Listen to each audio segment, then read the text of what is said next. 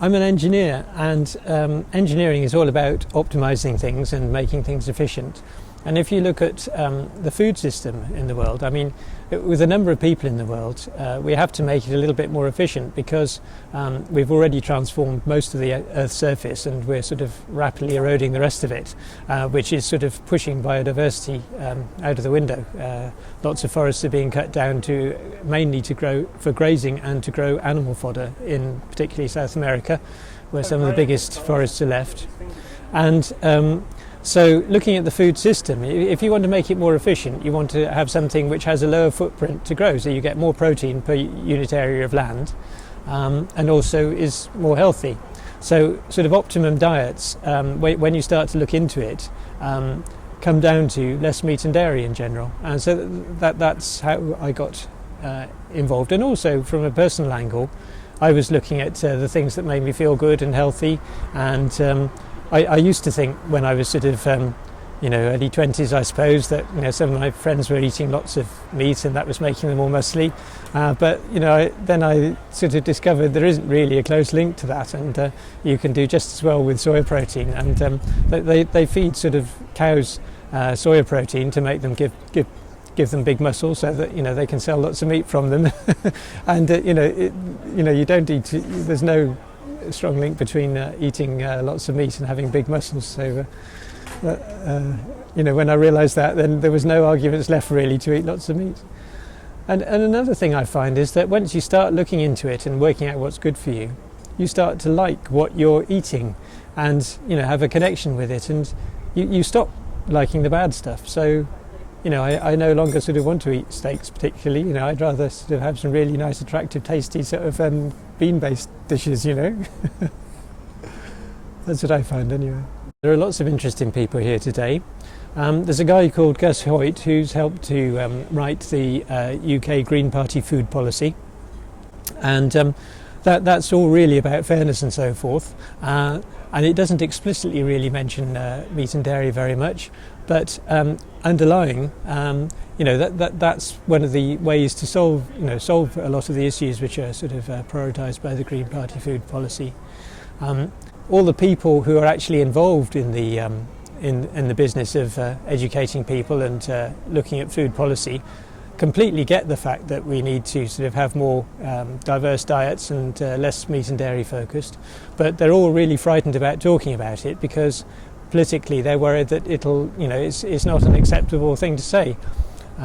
So making it attractive and starting to have fun events that build it into our culture is really important. But there's a paradox here, because most urban sustainability agendas that you see around the world, the C40 Alliance, there's a big conference in China next month, they talk about urban sustainability, but food never figures.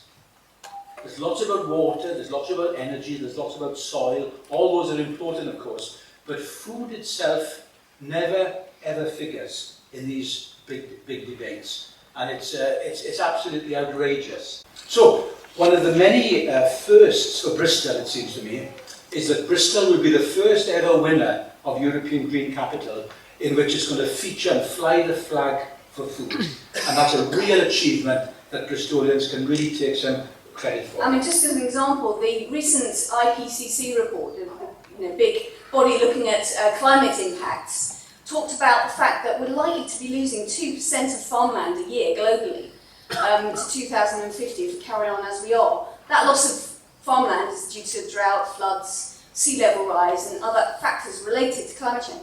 2% a year, that's huge. And meat is a major part of land use, both in terms of pasture, using pasture land for feeding livestock, but actually, much more importantly, and increasingly over the past 40 years, cropland. Using crops, protein crops, grain crops, to feed animals in unhealthy systems.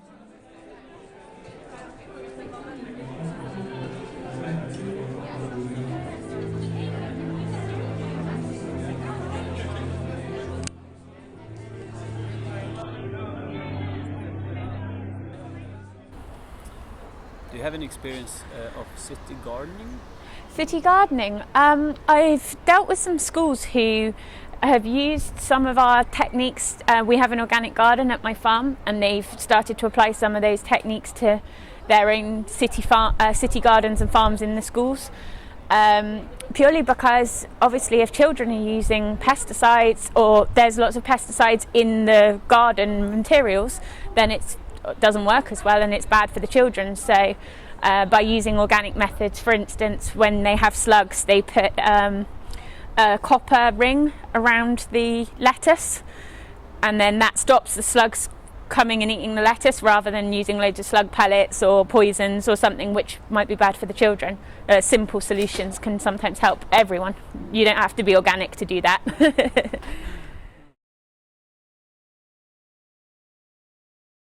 How long have you been working here for? Not very long, since April, so about 6 months. Do you have spelt for barley? We don't, I'm afraid. There's a global shortage on spelt at the moment. Sorry about that. Apologies. There might be some barley. You see? I might have to go and help in a minute. Yeah, only about 5 months, but staff have been coming and going quite a lot this year, so I'm kind of reasonably in charge now, actually. All right. 160, please. Thank you. What's your name? I'm Holly, and this is Radford Mill Farm Shop, and it's been here for nearly 40 years now. It's one of the longest running shops on Picton Street, and so we are quite an important part of the community, and we have regular customers who've been coming here almost as long as it's been open. So there are some products that we can't help buying from overseas because people really want to be able to buy them from here, but they are still organic. So all of vegetables are organic, and whenever we can get local food, we do. You can see all the pumpkins around at the moment. They're all from the farm, and basically we'll always choose the UK stuff first, and we'll also always choose stuff from Wales or near Bristol as much as we can. Yeah. Do you have open during the winter then as well? Yeah, All year yeah. round? We will be, yeah. And Katie, she doesn't have any idea. I'll go and show her that I'm being recorded. I'm being interviewed right now. You're allowed to. Is it? Sorry. Okay. Yeah. So there are a few city farms in Bristol, and they are set up to help people connect with where their food comes from. They do everything as organically as they can, although I don't think they pay for certification. And that's really the focus of their work, is getting people to understand what it takes to produce food, including meat, and the respect to give to animals while you're rearing them, and the conditions that it's ideal to give them, and how much work goes into growing food in the first place.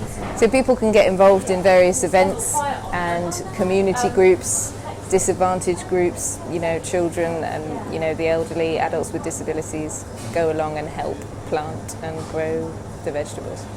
Yeah, the city is known for that, really, and the city farms, the first one started about the same time as this place in the 70s. A community group got together and decided to make use of some disused land, and eventually got the rights to do it, and now they're some of the most well-established charitable organisations in the city.